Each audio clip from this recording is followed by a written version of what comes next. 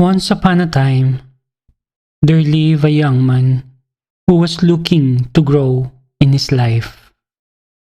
While he was exploring about what business he will take to support his family, he met a very well-traveled man. The man told the young man great tales of his trouble, and then he talked about a country that had no onions. No onions, exclaimed the young man. In all his life, he had never heard of such a thing. How can anyone enjoy the true pleasure of food without onions? Without any further thoughts, he bought onions, filled his cart, and set his journey toward this whimsical land of no onions.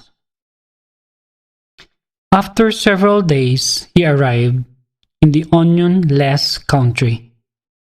He made his way to the palace, where the guards were fascinated enough by the weird cargo that they allowed him to meet the king. "I bring you a great gift from my country," the young man proudly announced. "The plant is native in my place, but new to yours. It has the unique ability to enhance the flavor of any food. It will be great if I could offer you this magnificent plant, which you, in turn, introduce it to your people." The emperor was little cautious to let the weird plant at first, but he later allowed the young man to prepare some delicacies using the onions. The young man used all his culinary skills to prepare the feast using the onions.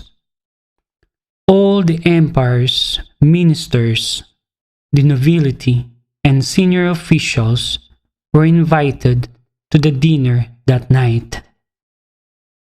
After the young man did the initial tasting, the feast commenced.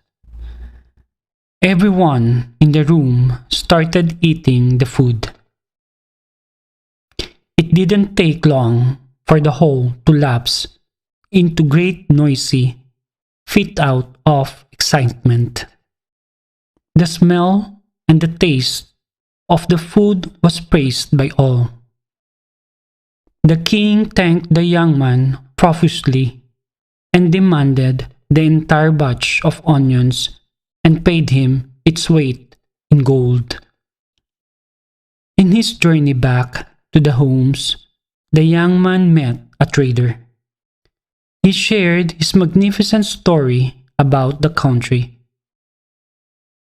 For hours that night, the young man recounted the splendor and magnificence he had seen in that faraway land, where gold was worth less than onions. He also told the trader that he learned that the country did not have garlic.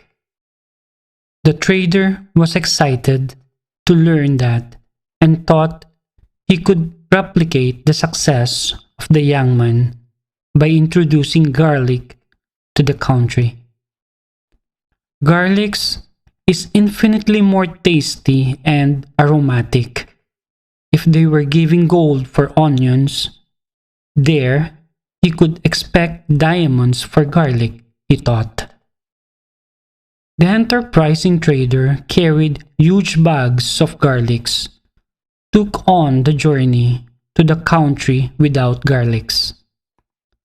With the riches he was sure to receive jingling merrily in his mind.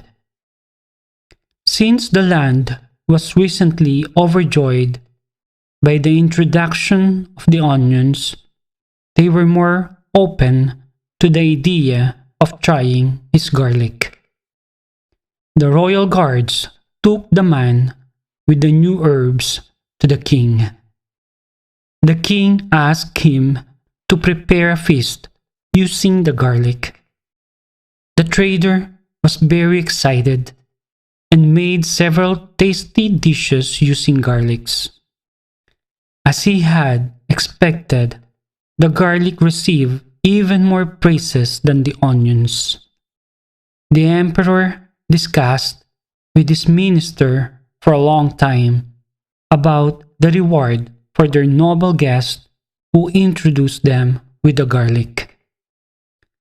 After some discussion, they all agreed that the gold was not enough for such delicious food.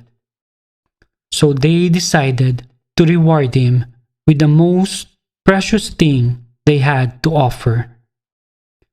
What can be more precious than gold? Onions.